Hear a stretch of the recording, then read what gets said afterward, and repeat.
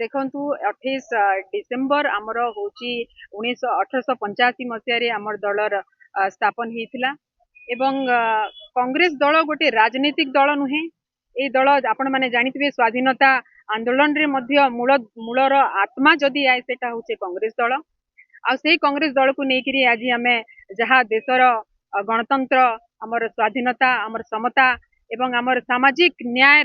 आज जिन ऐतिह्य को आज आम स्मरण करुचु आज आम समस्त कांग्रेस कर्मकर्ता आज एकत्रित होइछु एवं समस्त सहकर्मी एवं जिला कांग्रेस कमिटीर समस्त कर्मकर्ता आज एकत्रित होइकी से जिनस को आज आम स्मरण करिछु। कांग्रेस होची एकमात्र दल जे कि केबे सत्ता को नुहे सत्य को नहीं थाए जे केबे नफरत को नुहे मोहब्बत सांगरे थाए आ जे